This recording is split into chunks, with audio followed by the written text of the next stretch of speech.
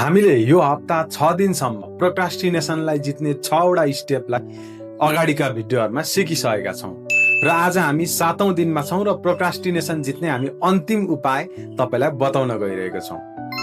जब तपाईले तोकिएको काम समयमै सक्नुहुन्छ नि तब आफूले आफूलाई रिवार्ड दिनुस्, चाहे त्यो कफी पिएर होस् या आफूलाई मनपर्ने भिडियो हेर्नुस्। यसो गर्नाले तपाईको ब्रेनलाई अचिभमेन्ट भएको खुसी मिल्नेछ।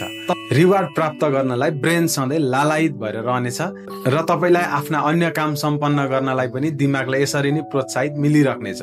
र 7 डेजको यो 7 स्टेप्सहरु तपाईलाई कस्तो लाग्यो?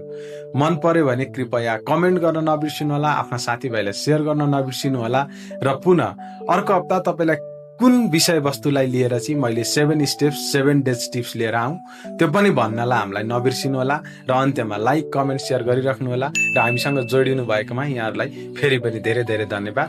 र 7 डेज 7 स्टेप्स टु बिट प्रोक्रास्टिनेसनको आज अन्तिम दिन यही सकिन्छ र भोलि अब अर्को हप्तादेखि पुनः हामी नयाँ विषयवस्तुका साथ यहाँहरुमा जाउने नै छौं। धन्यवाद।